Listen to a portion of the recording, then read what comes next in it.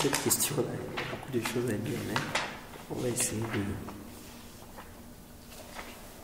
de donner l'essentiel.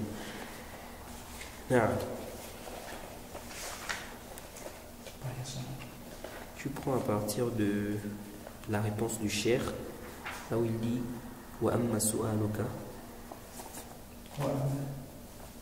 Wa amma su'aluka.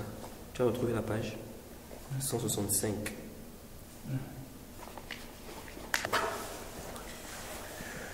Ceux qui veulent prendre connaissance de la question et qui, par exemple, écoutent directement cet audio-là, peuvent repartir au vidéo précédent. Bismillah wa salatu wa salamu ala nabiyyina wa ala alihi wa sahbihi amma ba'd.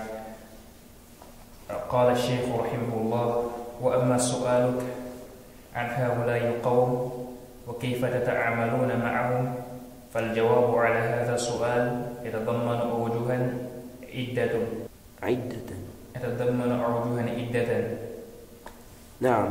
Donc le cheikh dit ici, quant à ta question au sujet de ces gens-là et comment vous devriez vous comporter, n'est-ce pas, avec eux, la réponse à cela renferme plusieurs aspects. الوجه الأول كذبوا على الألباني إذ اتهموه بالإرجاء وقالوا فيه بالإرجاء ورفعوا عقيرتهم بذلك. Le cheikh dit, premièrement, ils ont menti sur le cheikh al-Albani lorsqu'ils l'ont accusé d'irja, ou qu'ils ont dit qu'il y a de l'irja en lui, et qu'ils ont élevé leur voix, n'est-ce pas, par rapport à cela. Donc le cheikh ici nous fait comprendre que ceux qui ont accusé le cheikh al-Albani d'irja ont menti sur lui. Pourquoi? Car le cheikh al-Albani n'était pas dans l'irja. فمن حكم على الألباني بالإرجاء وصفه بالإرجاء فإنه إما أنه لا يعرف الألباني. Reprends s'il te plaît.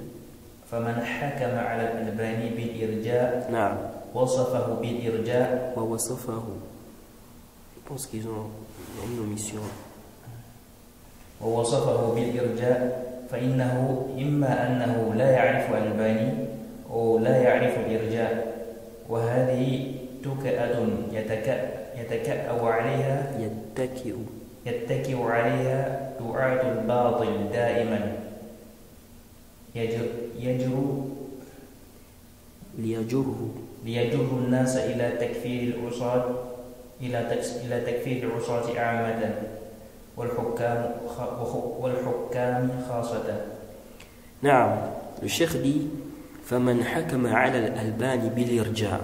Donc celui qui va accuser le cheikh al-Albani d'irja, ou qui le décrit comme étant quelqu'un qui est dans l'irja, le cheikh dit soit il ne connaît pas al-Albani, donc il ne connaît pas qui est le cheikh al-Albani réellement.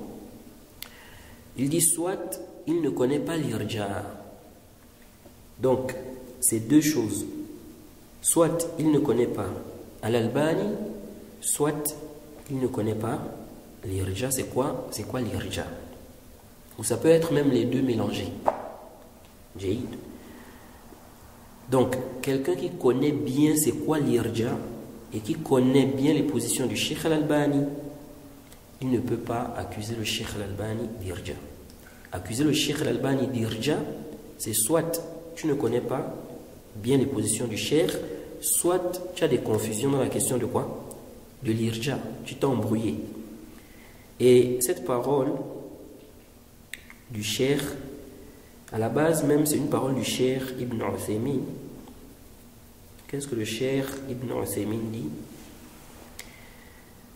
Le cheikh Ibn Uthaymin dit, qu'Allah lui fasse miséricorde, celui qui accuse le cheikh al-Albani d'irja s'est trompé. Celui qui accuse le cheikh al-Albani d'irja s'est trompé. Il dit soit il ne connaît pas al-Albani, soit il ne connaît pas l'irja. Donc, les Haddadiyya qui accusent le Cheikh Al-Albani d'irja, ou ceux qui accusent le Cheikh Al-Albani d'irja, le Cheikh Ibn Uthaymin dit soit la personne ne connaît pas le Cheikh Al-Albani, soit la personne ne connaît pas quoi? L'irja. Ça c'est le Cheikh Ibn Uthaymin qui dit ça. Ce n'est pas nous. Ensuite le Cheikh Ibn Uthaymin a dit Al-Albani est un homme de la sunna, qu'Allah lui fasse miséricorde. Il défend la sunna. C'est un imam dans le hadith. Nous ne connaissons personne qui se mesure à lui. Donc dans la science du hadith, à notre époque. Le problème, c'est que certaines personnes, qu'Allah nous préserve, ont de la haine dans leur cœur. Si elles voient qu'une personne est acceptée auprès des gens, elles cherchent à le calomnier de quelque chose. Et c'est vrai. Lorsque quelqu'un est vraiment accepté, les gens prennent, n'est-ce pas, la personne pour référence, les gens reviennent vers cette personne-là.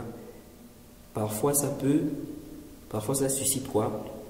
Ça suscite, n'est-ce pas, une haine chez certaines personnes, une jalousie. Et donc, ils vont chercher à calomnier la personne. Donc, il dit ici, comme le cas des hypocrites qui dirigeaient leur calomnie contre les croyants qui faisaient des aumônes volontaires et contre ceux qui ne trouvent que leurs faibles moyens à offrir. Il calomniait celui qui fait beaucoup d'aumônes et celui qui fait l'aumône parmi les pauvres. Cet homme, donc Al-Albani, cet homme, le Cheikh Ibn Uthaymin dit, cet homme, qu'Allah lui fasse miséricorde, nous le connaissons à travers ses livres et parfois à travers ses assises. Donc le Cheikh Ibn Uthaymin dit qu'il connaît le Cheikh Al-Albani à travers ses livres et parfois à travers quoi? Ses assises. Il dit, il a une croyance salafi. Donc le Cheikh parle ici en connaissance, de cause. Jade. Le Cheikh parle ici en connaissance de cause. Donc ceux qui disent que non, le Cheikh Ibn Uthaymin ne savait pas ça, c'est batil. Et on va encore confirmer cela. Le Cheikh dit, il a une croyance salafi. Il est sur une méthodologie saine. Le problème, c'est que certaines personnes veulent rendre mécréants les serviteurs d'Allah pour des choses pour lesquelles Allah ne les a pas rendus mécréants. Jade. Il dit ensuite, ils prétendent mensongèrement et de façon injuste que celui qui va les contredire dans ce takfir est un murji. Et c'est ça. Tu as fait le takfir, tu es dans la position des savants qui voient que celui qui délaisse la prière est mécréant. Le Cheikh Al-Albani voit que cet avis-là n'est pas juste. Ce n'est pas le hukm, n'est-ce pas, qui est sahih dans ça. Ce n'est pas le hukm qui est sahih. Toi, tu as fait le takfir de celui qui délaisse la prière. Maintenant, tu accuses le Cheikh Al-Albani d'irja parce qu'il ne fait pas le takfir de celui qui délaisse la prière. Ou même celui qui délaisse les actes à part. Donc le Cheikh Ibn Uthaymin dit, le problème, c'est que certaines personnes veulent rendre mécréants les serviteurs d'Allah pour des choses pour lesquelles Allah ne les a pas rendus mécréants. Ensuite, ils prétendent mensongèrement et de façon injuste que celui qui va les contredire dans ce takfir est un murji. C'est pour cela, le Cheikh Ibn Uthaymin dit, c'est pour cela qu'il ne faut pas écouter cette parole. Donc, le fait de dire que le Cheikh Al-Albani était dans l'irja. Le Cheikh Ibn Uthaymin nous donne un conseil. Il dit, il ne faut pas écouter la parole là. Donc, celui qui vient dire que Cheikh Al-Albani est murji, ou bien il est dans l'irja, le Cheikh Ibn Uthaymin, qui a parlé ici en connaissance de cause, il dit qu'il ne faut pas écouter ça. Il dit, quel que soit celui qui la dira. Il dit quoi? C'est pour cela qu'il ne faut pas écouter cette parole, quel que soit celui qui la dira. Donc, peu importe celui qui va venir avec cette parole-là, on n'a pas le droit d'écouter ça parce que c'est batilun, c'est faux, ce n'est pas sahih. Et le Cheikh Ibn Uthaymin a dit cette parole-là dans un audio. Le lien de l'audio, je l'ai envoyé dans ma chaîne Telegram, réservé aux réfutations au Haddadiyya. La fois passée, on a vu quelles sont les raisons pourquoi des gens ont accusé le Cheikh Al-Albani d'irja. Et on s'est arrêté sur un point, c'était la question du takfir. La question du takfir aussi, il y a des gens qui ont accusé le Cheikh Al-Albani d'irja à cause de ça. Ils n'ont pas bien saisi en fait, ils n'ont pas bien saisi ce que vise le Cheikh Al-Albani dans ses propos.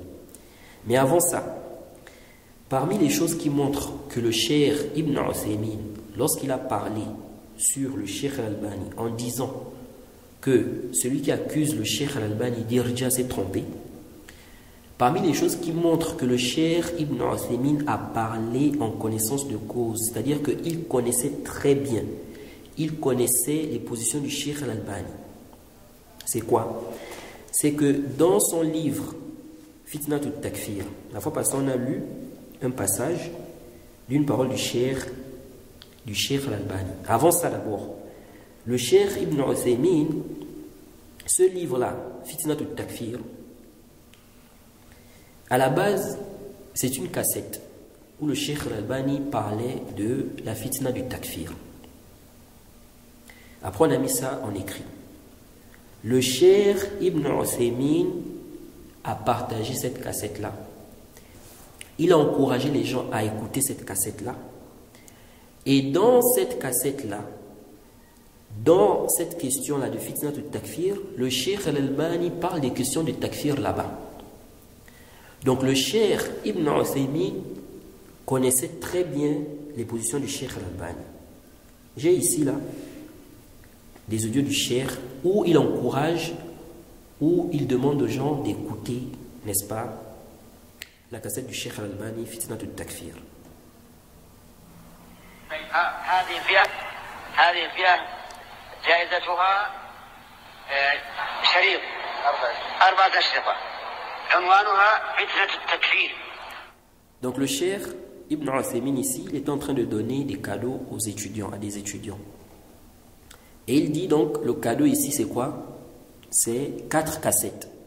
Le titre de cette ou de ces cassettes-là, c'est quoi? Fitnat al-Takfir. De qui? Du Cheikh Al-Albani.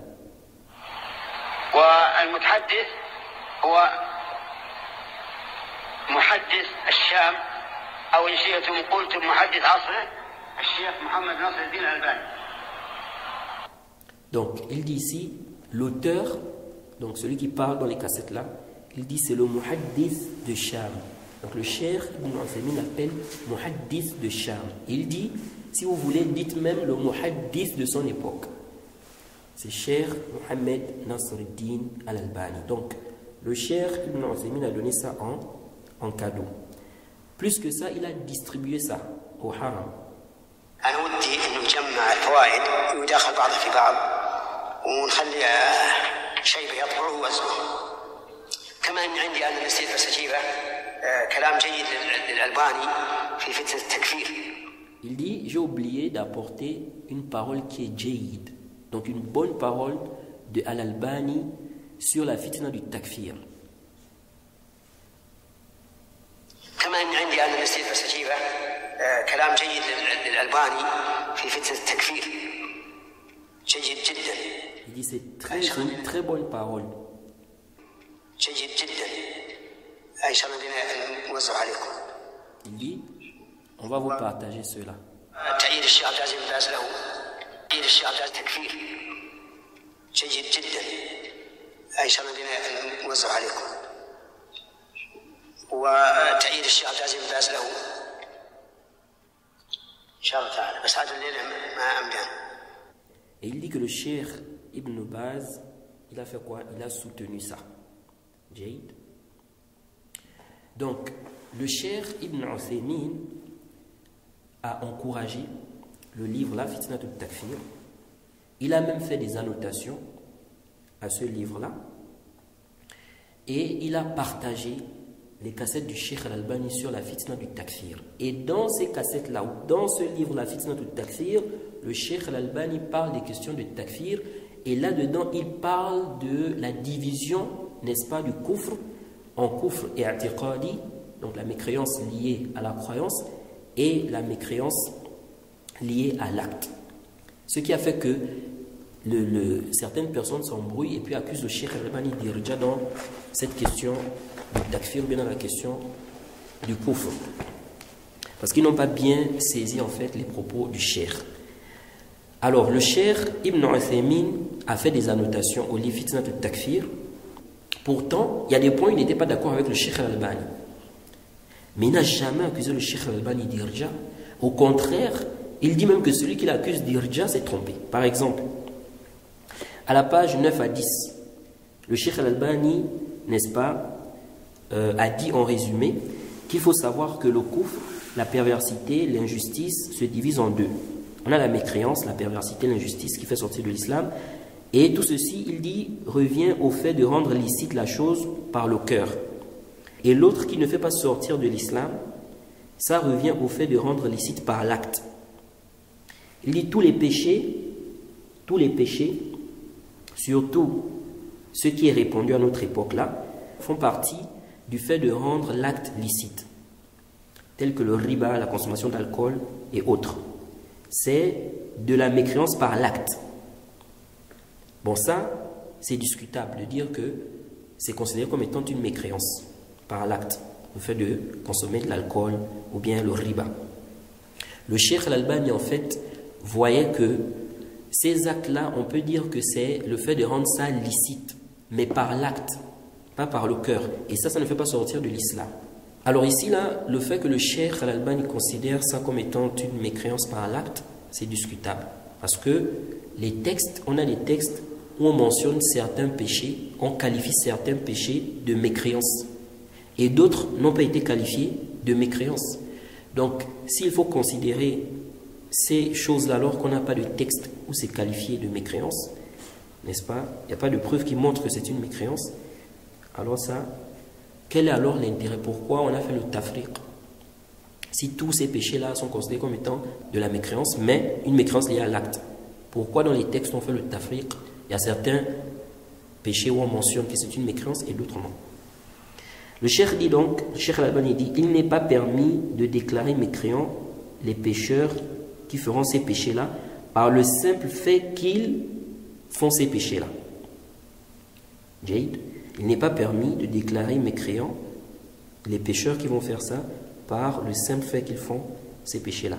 Sauf s'il apparaît de manière sûre ceux qui dévoilent ce qui est en eux, dans leurs âmes, qu'ils ne considèrent pas haram, ce qu'Allah a rendu quoi? Haram. Jade. À ce moment-là, on les déclare mécréants. Qu'est-ce que le cheikh al-Albani veut dire ici? Il veut dire qu'il y a une mécréance qui ne fait pas sortir de l'islam. Cette mécréance-là est liée à l'acte. Cette mécréance-là, c'est le fait de rendre licite par l'acte. Mais ça aussi, comme on a vu, c'est discutable de considérer ça comme étant le fait de rendre licite. Mais il dit par l'acte. Ça ne fait pas sortir de l'islam. Ensuite, on a une mécréance qui fait sortir de l'islam. Et le cheikh al-Albani nous fait comprendre qu'en ce qui concerne les péchés, le simple fait que la personne tombe dans ça, un péché, comme le riba, comme le fait de consommer de l'alcool, il dit le fait que la personne fasse cela, on ne doit pas s'argumenter de cela pour dire que la personne est mécréante. Sauf si on a ceux qui dévoilent ce que la personne a en elle, si elle considère cela comme étant halal. Donc en ce qui concerne le péché, celui qui commet un péché qui n'est pas de la grande mécréance, le simple fait qu'il fasse ce péché-là n'est pas la preuve qu'il est devenu mécréant. Jade.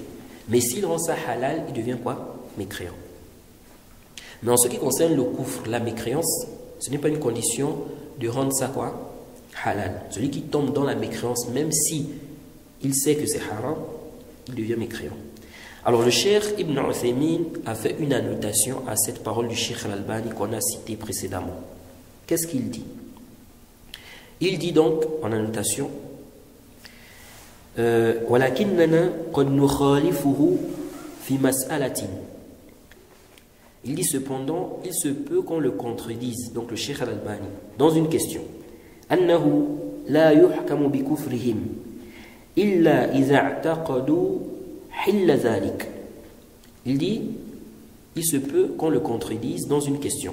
c'est le fait de dire qu'on ne va pas juger de leur mécréance, sauf s'ils croient que c'est halal. Là, le cheikh Ibn Uthaymin parlait de celui qui juge avec une loi autre que la loi d'Allah.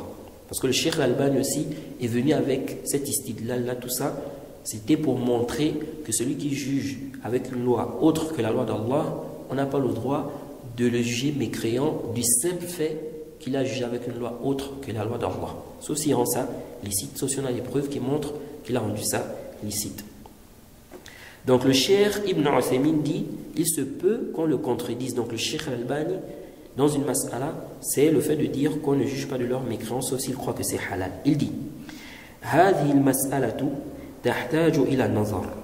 Il dit, cette question nécessite une réflexion. Ça demande, il dit, cette question demande une réflexion, une révision.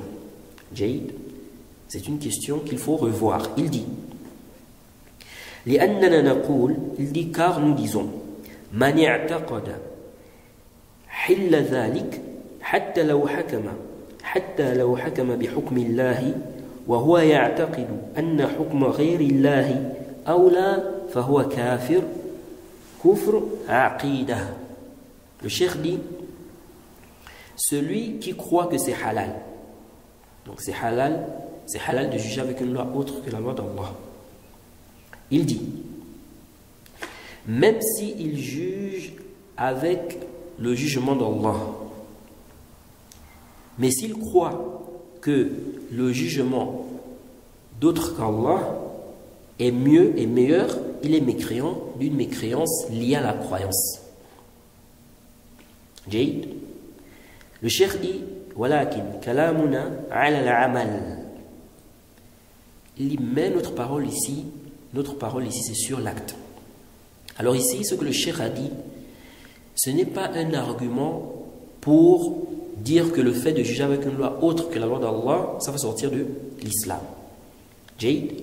Car nous disons, oui, c'est vrai, celui qui croit que c'est halal, même s'il juge avec la loi d'Allah, s'il croit que c'est halal de juger avec une loi autre que la loi d'Allah, bien s'il croit que une loi autre que la loi d'Allah est meilleure donc que la loi d'Allah, même s'il juge avec la loi d'Allah, il est mécréant. Nous disons oui, mais ce n'est pas une raison pour dire que le fait de juger avec une loi autre que la loi d'Allah, c'est de la grande mécréance. C'est comme celui qui consomme de l'alcool. Celui qui consomme de l'alcool, nous disons, il n'est pas permis de consommer de l'alcool. Il n'est pas permis de consommer de l'alcool, c'est interdit. Quelqu'un peut consommer de l'alcool tout en croyant que c'est halal. Comme quelqu'un peut consommer de l'alcool en croyant que c'est haram. De même, quelqu'un peut ne pas consommer de l'alcool, mais il croit que c'est quoi? C'est halal. Ce n'est pas parce que quelqu'un peut ne pas consommer de l'alcool et considérer que c'est halal de consommer de l'alcool que ça veut dire qu'on va dire que celui qui consomme de l'alcool, il devient quoi? Il devient mécréant. Jaïd. Parce que l'istidlal du cheikh ici, là, c'est discutable. Il dit ici que celui-là qui va juger avec la loi d'Allah, il juge avec la loi d'Allah. Mais s'il croit que juger avec une loi autre que la loi d'Allah, c'est mieux, il est mécréant. Il dit le problème ici, c'est l'acte. Donc, ce n'est pas au niveau de la croyance, parce qu'au niveau de la croyance, même s'il juge avec la loi d'Allah, mais il croit que c'est permis de juger avec une loi autre que la loi d'Allah, il est quoi? Mécréant. Nous disons oui, mais ce n'est pas un dalil pour dire qu'on ne doit pas juger l'acte en disant que l'acte là, faire ça, ça ne fait pas sortir de l'islam. Quelqu'un, il ne consomme pas de l'alcool, mais il croit que consommer de l'alcool, c'est halal. Celui-là, il est mécréant. Ce n'est pas une raison pour dire que non, notre problème ici, c'est l'acte, le fait de consommer de l'alcool. Donc, celui qui consomme de l'alcool, on va dire qu'il devient mécréant. Parce que même s'il ne consomme pas de l'alcool, s'il croit que c'est halal, il devient quoi? Mécréant. Nous disons non. Les ahkam, nous avons dans l'islam des actes. À la base, ce sont des actes qui ne font pas sortir de l'islam. Ces actes qui ne font pas sortir de l'islam, là, faire ça n'est pas la preuve que la personne a rendu ça halal. Faire ça n'est pas la preuve que la personne est devenue mécréante. Jaïd. Tant qu'on n'a pas de dalil qui montre que la personne a rendu ça halal, on n'a pas le droit de dire que le simple fait que la personne fait ça, ça montre que la personne voit que c'est halal. Donc le cheikh dit, la question ici c'est sur l'acte. Il dit, wa fi dhanni, il dit, selon ce que je pense, dans ma pensée. Donc le cheikh parle ici de ce qu'il pense. Il dit, selon ce que je pense, dans ma pensée, annahu la yumkinu li ahadin an yutabbiqa qanunan mukhalifan lish-shar' yahkum fihi bi'ibadillahi illa wa huwa yastahilluhu wa ya'taqidu annahu khayrun min al-qanun ash-shar'i wa hadha huwa adh-dhahir wa illa fama alladhi hamalahu 'ala dhalik. Le cheikh Ibn Uthaymin nous dit ce qu'il pense. Il dit, dans ma pensée, il n'est pas possible que quelqu'un applique, qu'il mette en application une loi qui contredit la législation. Il juge les serviteurs avec cela sans qu'il ne croie que c'est halal, sans qu'il ne croie que c'est meilleur que la loi, n'est-ce pas, législative. Il dit c'est ce qui est apparent. Alors ça, en réalité, c'est une erreur. C'est vraiment un faux pas du cheikh ici. Comment on va dire que quelqu'un ne peut pas appliquer, mettre en application une loi autre que la loi d'Allah sans qu'il ne croie que c'est halal ou que c'est meilleur que la loi d'Allah? Quelqu'un peut le faire, il le fait par passion, il sait que c'est haram, il sait que ce n'est pas permis, mais il le fait par passion, il le fait pour la dunya. Comme quelqu'un qui sait que consommer de l'alcool c'est haram, mais il fait quand même. Comme ceux qui savent que le zina est haram, mais ils font quand même. Donc on ne doit pas dire que si la personne applique une loi autre que la loi d'Allah, forcément elle voit que c'est quoi? C'est halal. Ça, ce n'est pas sahih. Cette parole du cheikh, il n'y a pas de doute que c'est une erreur. Le cheikh dit, c'est ce qui est apparent. Non, ce n'est pas ce qui est apparent. Il dit, sinon, qu'est-ce qui fait qu'il fasse cela? La passion. La passion. Quelqu'un peut le faire par passion.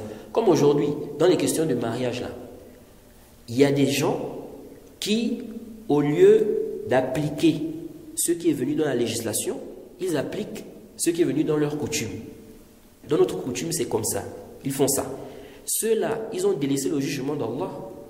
Ils ont jugé ici, n'est-ce pas, avec une loi autre que la loi d'Allah. On leur dit, le jugement dans ce conflit-là, dans ce couple-là, il y a tel conflit. Ce conflit-là, voilà ce qu'Allah a dit.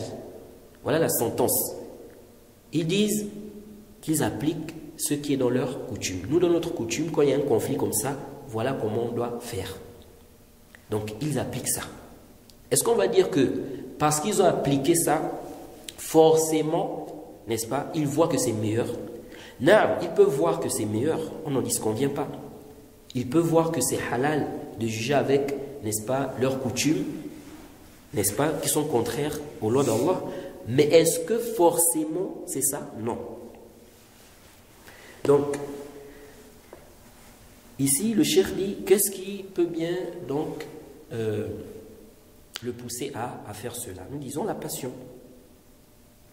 Le cheikh a dit, il se peut qu'il ait peur des gens, n'est-ce pas?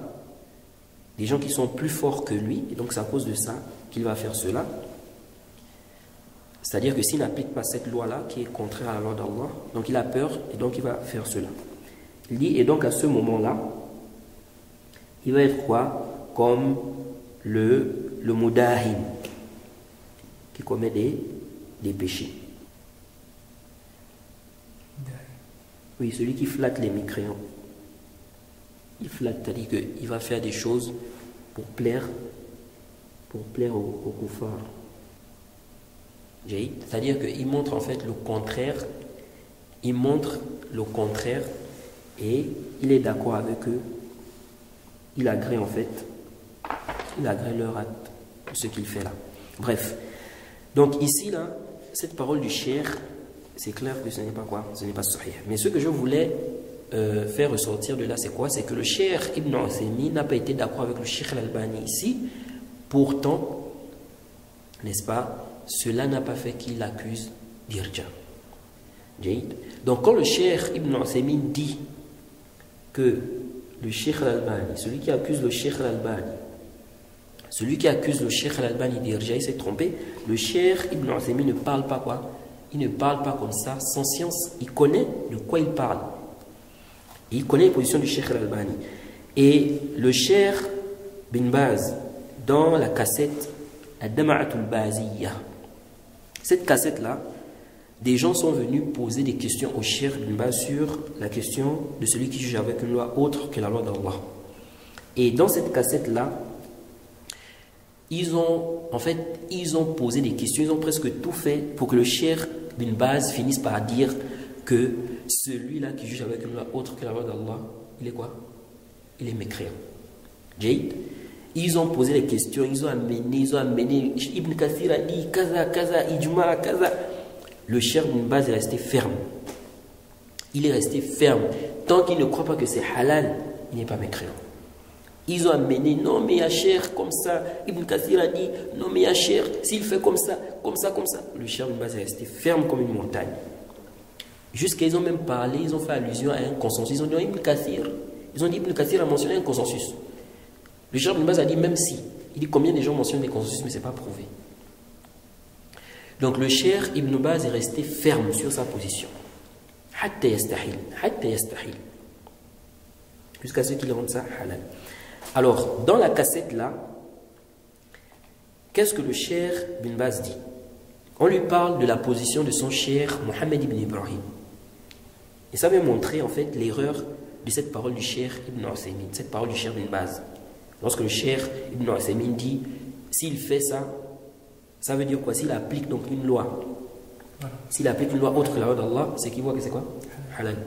Le cheikh Bin Baz, on lui a posé la question, on lui a dit que le cheikh Mohammed ibn Ibrahim voit dans son livre où il a parlé du sujet que le pays qui juge avec des lois, le pays qui juge avec des lois forgées, n'est-ce pas, est un pays mécréant. Le cheikh Bin Baz dit Shuftu risalatahu Allahu yaghfir lahu. Il dit j'ai vu sa risala, son épître, qu'Allah lui pardonne. Il dit bal yara zahirahum al-kufr. Il voit que leur apparence c'est la mécréance.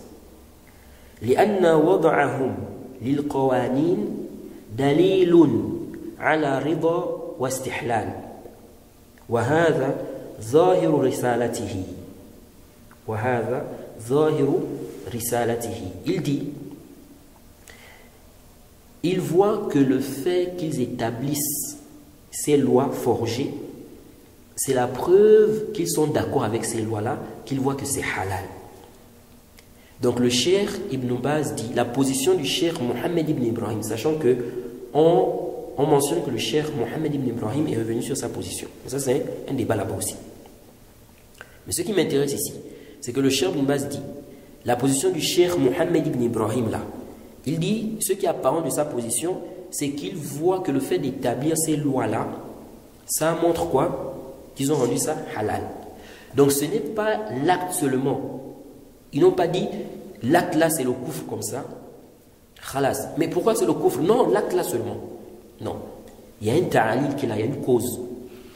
C'est pourquoi on peut facilement, dans cette mas'ala, faire la différence entre un khariji et un savant de la sunna qui s'est trompé. Quelle est la cause de la raison du takfir? Ça revient à quoi? L'istihlal. Même si, n'est-ce pas, ils ont jugé l'acte là comme étant de la grande mécréance. Donc ici là, il dit que ils ont, en fait, le cheikh nous fait comprendre que le cheikh Mohammed ibn Ibrahim a pris l'acte là comme dalil. Donc c'est le dalil qui voit que c'est halal. Comme a dit le cheikh Ibn Uthaymin là, que quelqu'un ne peut pas mettre en application les lois forgées là, les lois qui sont contraires aux lois d'Allah, sans croire que c'est quoi? Que c'est meilleur, bien c'est halal. Maintenant, le Cheikh Ibn Baz dit, il dit, walakin, ana indi fiha tawaqquf. Il dit, je m'abstiens. Moi, je m'abstiens sur ce cas-là. Annahu ma yakfi. Il dit quoi? Il dit, ça ne suffit pas. Donc, il s'abstient de dire que c'est de la grande mécréance. Il ne dit pas que c'est de la grande mécréance. Il dit, pourquoi? Il dit, ma yakfi. Ça ne suffit pas. Donc, il ne suffit pas qu'il établisse des lois pour qu'on déduise, qu'il voit que c'est quoi? Halal. Le Cheikh Ibn Baz dit, ça ne suffit pas. Il dit, ma yakfi. Hadha ma yakfi. Hatta yu'raf annahu istahallahu. Il dit, ça ne suffit pas jusqu'à ce qu'on sache qu'il a rendu ça quoi? Halal. Amma mujarrad annahu hakama bi ghayri ma anzala Allah aw amara bi dhalik. Il dit, quant au simple fait qu'il juge avec une loi autre que la loi d'Allah, ou bien il a ordonné, il ordonne de juger avec ça. Il dit aux gens, il faut juger avec la loi autre que la loi d'Allah. Le Cheikh Ibn Baz dit, bizalika ma yakfur. Il ne devient pas mécréant à cause de ça. Et on avait vu que forcer quelqu'un à commettre un péché, tu ne deviens pas mécréant pour cela. Un péché qui n'est pas de la grande mécréance. Il dit ici, ما يكفر بذلك مثل الذي أمر بالحكم على فلان أو قتل فلان ما يكفر بذلك حتى يستحله. Il dit c'est comme quelqu'un qui va ordonner quoi? Qu'on applique tel jugement sur quelqu'un, ou bien qui va ordonner qu'on tue quelqu'un. Il dit il ne devient pas mécréant, n'est-ce pas, jusqu'à ce qu'il rende ça halal. Et j'avais donné la fois passée l'exemple de celui qui viole. Mais ici, le Cheikh Ibn Baz donne l'exemple de celui qui ordonne qu'on tue quelqu'un. Tuer un croyant volontairement, c'est quoi? C'est grave, c'est pire même que le zina. Donc, dans cette parole du Cheikh Ibn Baz, qu'est-ce qu'on comprend? Qu'il ne suffit pas qu'il établisse la loi, qu'il juge avec une loi autre que la loi d'Allah, pour qu'on déduise qu'il rend ça quoi? Halal, bien qu'il croit que c'est meilleur. Nous disons oui, quelqu'un peut le faire en croyant que c'est halal, quelqu'un peut le faire en croyant que c'est meilleur, mais nous ne devons pas dire que tout celui qui fait ça, c'est ça sa croyance. Nous devons avoir des preuves que la personne qui a fait ça réellement croit que c'est halal ou bien croit que c'est meilleur que la loi d'Allah. Donc ici là, tout ça, on retient quoi de tout ça? On retient que le savant peut faire un faux pas, peut se tromper dans une question, même une question en rapport avec la croyance. On ne doit pas se fanatiser, on doit suivre la vérité. Et aussi, le savant qui se trompe sur une question, on avait déjà vu comment on doit se comporter concernant cela lorsqu'il s'agit d'un savant de la sunna. Donc ici là, le Cheikh Ubayd nous dit, celui qui accuse le Cheikh Al-Albani d'irja, soit il ne connaît pas Al-Albani, soit il ne connaît pas quoi? L'irja. Beaucoup de gens qui accusent les gens d'irja aujourd'hui, de l'expérience que j'ai eue, des discussions que j'ai eues, j'ai constaté que la plupart en réalité ne connaissent pas l'irja. Ils sont embrouillés en ce qui concerne l'irja. Mais ils rentrent dans ces masaïl-là. Ils accusent des kibars, des savants, des grands savants d'irja, alors qu'ils n'ont pas bien compris c'est quoi l'irja. Donc le cheikh a dit ici, ceci est une chose sur laquelle s'appuient, n'est-ce pas, les prêcheurs du faux. C'est une chose sur laquelle s'appuient toujours les prêcheurs du faux. Donc les prêcheurs du faux se basent sur ça. Il dit, pour attirer ou pour conduire les gens au takfir des pécheurs de manière générale et des dirigeants de manière quoi? De manière spécifique. Ensuite il a dit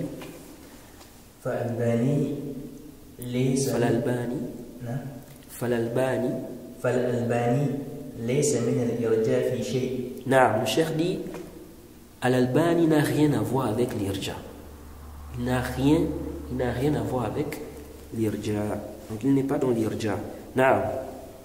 وما خالفنا فيه وخالف أهل السنة فإنه يعتمد فيه على أصول وأدلة لا تخرجه على أصول وأدلة لا تخرجه عن حيرة السلفية عن حيز السلفية، بل هو إمام من أئمة أهل السنة عند المنصفين من إخوانه وأبنائه. نعم. Donc le cheikh dit, le cheikh Al-Albani n'a rien à voir avec l'irja. Et ce dans quoi il a contredit les gens de la sunna, il dit, il se base sur des fondements, des preuves qui ne le font pas sortir, n'est-ce pas, de la salafiyya. Il dit plutôt, c'est un imam parmi les imams des gens de la sunna, chez ceux-là qui sont équitables parmi ses frères et ses fils ou ses enfants.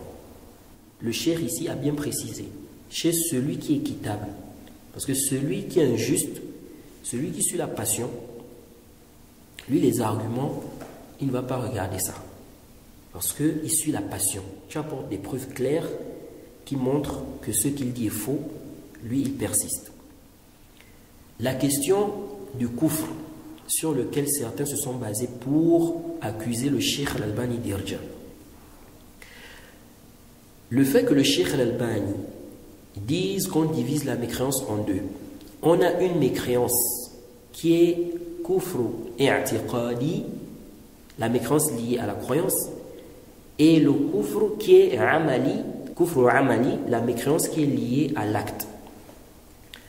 De là, certains ont cru que le cheikh Al-Albani limitait la mécréance à quoi? À la croyance. Ça veut dire quoi?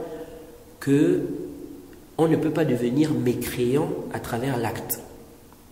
Et ça, c'est une mauvaise compréhension des propos du cheikh. Le cheikh Al-Albani, lui, il divise la mécréance en deux. Il voit qu'on a la mécréance qui est liée à l'acte, qui pour lui ne fait pas sortir de l'islam. Ensuite, on a la mécréance qui est liée à la croyance, qui est pour lui la grande mécréance. Donc, chez le cheikh Al-Albani, tout ce qui est grande mécréance, en réalité, le cheikh Al-Albani appelle ça kufr et i'tiqadi. Il appelle ça mécréance liée à la croyance. De là, il y a des gens qui ont cru que le cheikh Al-Albani limitait la mécréance à la croyance, c'est-à-dire qu'on ne peut pas devenir mécréant à travers l'acte. Et ça, c'est faux. La preuve en est que dans des cassettes du cheikh Al-Albani, il parle de la mécréance de celui qui piétine, par exemple, le mushaf. Alors que celui qui piétine le mushaf, c'est un acte. C'est un acte. Sauf que le cheikh Al-Albani considère cela comme étant la mécréance liée à la croyance. Donc c'est juste un problème de compréhension. Chez les gens de la sunna, on devient mécréant à travers la croyance, à travers la parole, à travers l'acte. Ça veut dire quoi? Ça veut dire que tu peux avoir une croyance qui te rend quoi? Mécréant. Tu peux prononcer une parole qui te rend quoi? Mécréant. Tu peux poser un acte qui te rend mécréant. Le cheikh Al-Albani est d'accord avec ça. Mais le cheikh Al-Albani voit que tout ce qui est mécréance là, on appelle ça kufr quoi? I'tiqadi. C'est la mécréance liée à la croyance. Pourquoi? Parce que en fait, toute grande mécréance en réalité implique la mécréance intérieure. Ça veut dire quoi? Ça veut dire que celui qui a été jugé par le législateur comme étant mécréant, de la grande mécréance, il est forcément mécréant intérieurement. Cette mécréance-là est forcément une mécréance qui implique la mécréance intérieure.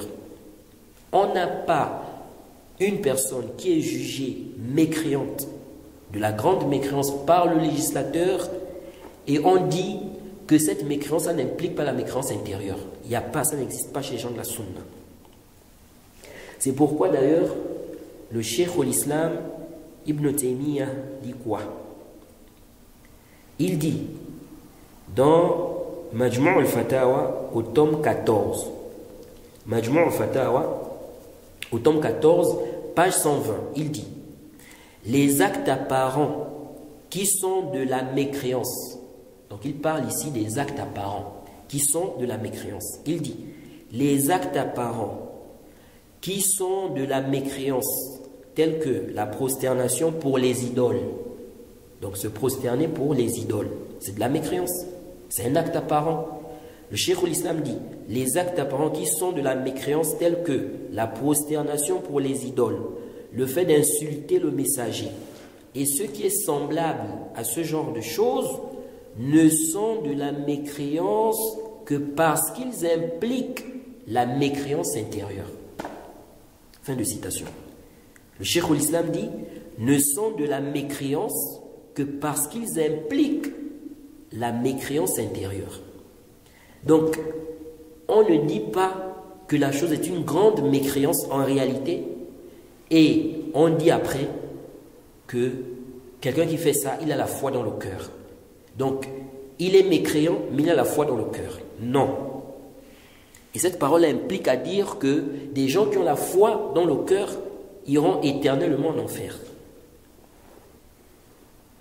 Et j'ai un audio, un ou deux audios comme ça, dans l'explication du livre du Cheikh Al-Rabi', la traduction du livre du Cheikh Al-Rabi', les paroles textuelles, où j'ai détaillé cette question-là et j'ai expliqué, j'ai démontré l'erreur de ceux qui ont confondu la croyance des Murji'a, n'est-ce pas, à la croyance des gens de la Sunna sur ce sujet-là. Et j'ai mentionné les paroles des gens de science par rapport à cela.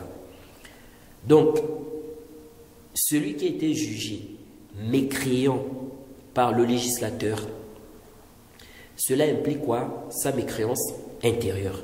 On n'a pas une grande mécréance qui en réalité n'implique pas quoi? La mécréance intérieure. Ici je parle du jugement d'Allah. Maintenant, qu'est-ce que le Cheikh Al-Albani a fait? Le Cheikh Al-Albani a bien compris cette réalité-là. C'est pourquoi le Cheikh a divisé la mécréance en deux. Il voit que la grande mécréance, on appelle ça la mécréance liée à la croyance.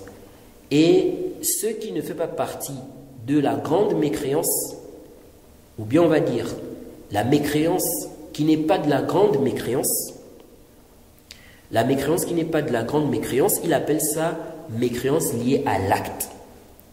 Mécréance liée à l'acte. Ça ne veut pas dire qu'il a limité la grande mécréance à la croyance, non. Mais le cheikh voit que comme toute grande mécréance, en réalité, donc la grande mécréance qui est jugée comme telle par le législateur, cette grande mécréance-là implique la mécréance intérieure. Donc le cheikh voit que en réalité, ça revient à quoi? À ce qui est intérieur. Sauf que l'utilisation ou l'expression que le cheikh a utilisée, nous disons que le cheikh n'aurait pas dû utiliser ça. Parce que ça met la confusion. Dans l'intérieur, nous avons deux choses. Nous avons la croyance et nous avons les actes du cœur. On n'a pas que quoi? On n'a pas que la croyance. Donc, en disant, ou bien en considérant toute grande mécréance comme étant la mécréance, n'est-ce pas, liée à la croyance, quelqu'un peut croire que, ici, là, on a limité quoi? La mécréance à quoi? À la croyance. Quelqu'un peut croire qu'on ne voit pas aussi la mécréance à travers les actes du cœur. Vous voyez? Donc, le cheikh a utilisé un terme en réalité qui peut prêter à plusieurs interprétations. On va dire un terme qui en fait ne regroupe pas, n'est-ce pas, ce qui est considéré comme étant une grande mécréance. Mais le cheikh n'a pas visé par cette parole-là que la croyance, que la grande mécréance est limitée à quoi? À la croyance. La preuve en est qu'il rend mécréant des gens qui commettent des actes tels que celui qui piétine par exemple le mushaf. Donc nous disons, l'utilisation du terme, c'est ce qui pose problème. Le terme, les termes que le cheikh a utilisés. Mais du moment où on a compris ce qu'il vise, Ce qu'il vise n'est pas ce que les Murji'a visent. Donc on ne peut pas dire qu'il est dans l'irja. C'est juste qu'on va dire que bon, l'expression du cheikh, c'est une expression qu'il faut éviter, n'est-ce pas, le fait de ramener tout ce qui est grande mécréance à la mécréance liée à la croyance. Parce que le cheikh, quand il parle de croyance, il vise ce qui est intérieur. Donc, la croyance et les actes du cœur. Jade. Mais cette expression-là, comme ça n'englobe pas, quand on lit ça seulement, celui qui lit, il voit que ça n'englobe pas, parce qu'il voit, on a dit, mécréance liée à la croyance. Donc, lui, il voit que c'est seulement lié à quoi? La croyance. Donc, ça concerne seulement la croyance. Donc, cette expression-là, on dit que le cheikh ne devait pas utiliser ça. Mais ça ne veut pas dire qu'il a visé quoi? Il a visé ce que les Murji'a visent. Si on prend par exemple le livre qu'on est en train d'étudier là, Manhaj al-Salikin. Prends un peu Manhaj al-Salikin là, à la page... Quelle page là? Ça va faciliter qu'on arrive là-bas. À la page... voilà. La page 208. Manhaj al-Salikin, à la page 208. Le chapitre, n'est-ce pas, du hukm du murtad. Tu as vu? Lis un peu ce que le cheikh dit ici. Concernant le murtad. والمرتد هو من خرج عن دين الإسلام إلى الكفر بفعل أو قول أو اعتقاد أو شك. جيد. Le cheikh Abdurrahman al-Sa'di nous dit le murtad, c'est celui qui est sorti de l'islam pour aller vers le kufr, la mécréance. Donc il quitte de l'islam pour la mécréance. À travers un acte. À travers quoi? Un acte. Ou une parole. Ou une croyance, ou le doute. Donc on voit ici que le cheikh As-Sa'di voit qu'on peut sortir de l'islam à travers quoi? Un acte. À travers une parole. À travers une croyance. À travers le doute. Ça peut faire sortir de l'islam. Quelqu'un qui doute sur le Coran par exemple, il devient mécréant. Donc le cheikh, déjà dans cette parole, déjà, il nous montre qu'on peut sortir de l'islam à travers quoi? La parole. Maintenant la suite, il dit quoi? Naam. وقد ذكر العلماء رحمهم الله تفاصيل ما يخرج به العبد وما يخرج به العبد من الإسلام وترجع كلها إلى جحد ما جاء به الرسول. Naam. Le cheikh dit, les savants, qu'Allah leur fasse miséricorde, ont mentionné les détails de ce qui fait sortir le serviteur de l'islam. Donc les savants ont détaillé ce qui fait sortir le serviteur de l'islam. Il dit, tout ceci, écoutez bien, وَتَرْجِعُ كُلُّهَا, donc tout ceci revient au fait de démentir ce que le prophète a apporté. Naam. La suite, وجحد بعضه. نعم. وجحد بعضه. نعم. غير متأول في جحد البعض. نعم. Il dit donc tout ceci revient au fait de démentir ce qui est venu avec le messager ou démentir certaines choses qui sont venues avec le messager sans que la personne n'ait une mauvaise interprétation dans ce reniement-là. Jade, c'est-à-dire que la personne ici peut avoir une mauvaise interprétation, elle a mal compris. Jade, il fait comprendre que ça ne va pas faire sortir la personne de l'islam. Bien évidemment, il y a des tafassil, ce n'est pas l'objet de cet audio. Mais ce qui m'intéresse ici, c'est que le cheikh Sa'di nous dit que tout ça, donc il dit les savants ont détaillé les choses qui font sortir de l'islam. Maintenant, il dit tout ça là, ça revient au fait de démentir ce qui est venu avec le messager ou démentir certaines choses. Est-ce que le cheikh ici là, le cheikh Sa'di, est en train de limiter la mécréance au reniement? Quand il dit tout ça revient au reniement ou au fait de démentir ce qui est venu avec le messager, il n'est pas en train de limiter ça. Puisqu'avant, il dit bien ici, il dit avant que le murtad, c'est celui qui sort de l'islam, donc il quitte de l'islam pour la mécréance, à travers la parole, à travers une parole ou un acte, à travers un acte ou une parole ou une croyance ou un doute. Donc il nous a déjà montré que l'acte, tu peux poser, tu peux tomber dans un acte qui te fait sortir de l'islam. Maintenant, il dit, les savants ont détaillé les choses qui font sortir de l'islam. Il dit, tout ça revient au fait de démentir, de renier ce qui est venu avec le messager ou certaines choses. Donc, il a ramené tout ça là au reniement. Mais ça ne veut pas dire que le cheikh ici limite la mécréance à quoi? Au reniement. Parce que ce sont les Murji'a qui ont limité la mécréance au reniement. Donc, du moment où on a compris ce que le cheikh vise et qu'on s'est rendu compte qu'il ne vise pas ce que les Murji'a ont visé, on n'a pas à accuser la personne de d'irja. Même si on peut dire que bon, le terme là, ça peut prêter à confusion. Les gens peuvent mal comprendre ça, donc il faut éviter ça. Mais on ne va pas accuser celui qui a utilisé ça d'irja si on sait qu'il n'a pas visé ce que les Murji'a ont visé ici. Donc, le fait que le Cheikh Saadi renvoie tout ça, tout cet tafassul sur la mécréance là, il renvoie ça au reniement, ça ne veut pas dire qu'il a limité quoi? La mécréance au reniement. Donc il y a certains savants qui voyaient que tout ce qui est mécréance là, ça revient à quoi? Ça revient au fait de démentir. Mais ça ne veut pas dire qu'ils ont limité cela au démentir, mais ils ont fait rentrer toutes les mécréances dans cette catégorie là.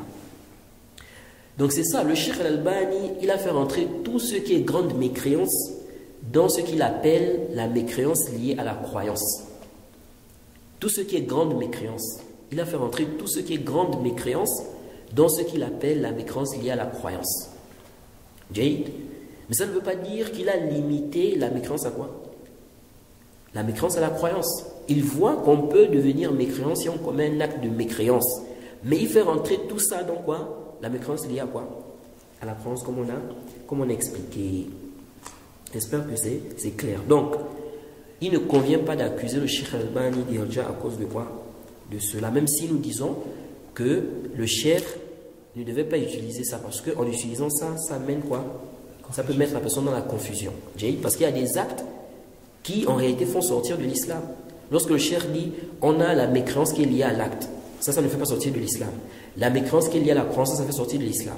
Il ramène tout ce qui est grande mécréance à la mécréance qui est liée à la croyance. Nous disons, mais il y a des actes. Si tu poses ça, tu deviens mécréant. Jaïd. Donc venir dire que pourtant cette mécréance est liée à l'acte. Donc venir dire que la mécréance qui est liée à l'acte, c'est la petite mécréance, ça là, c'est quoi? Ce n'est pas correct. C'est pourquoi certains savants, n'est-ce pas, qui ont fait aussi la division, la même division que le Cheikh Al-Albani là, ils ont précisé, quand ils ont parlé de la mécréance liée à l'acte, ils ont dit dans la mécréance liée à l'acte, c'est divisé en deux. On a ceux qui s'opposent totalement à la foi, qui est considéré comme étant une grande mécréance, et ceux qui est considéré comme étant une petite mécréance. Là, donc je crois qu'on va d'abord s'arrêter là. La prochaine fois, on va revenir sur la parole du Cheikh Obeid. Et ici aussi, quand le Cheikh a dit ce sur quoi il a contredit les gens de la Sunna, fihi nazar aussi, c'est discutable. Parce qu'on peut comprendre qu'il a contredit tous les gens de la Sunna. Jaïd. Sauf si le Cheikh vise certaines questions de fiqh, n'est-ce pas? Où il estime que le Cheikh Al-Albani a contredit un consensus. Jaïd. Par exemple, le jeûne de samedi, il y a des gens qui croient que le Cheikh Al-Albani a contredit un consensus. Jaïd. Ou bien la question de le port de l'or pour la femme, l'or qui est muhallaq. On s'arrête d'abord là. Le prochain cours, on va revenir sur la réponse du Cheikh. Ici, là.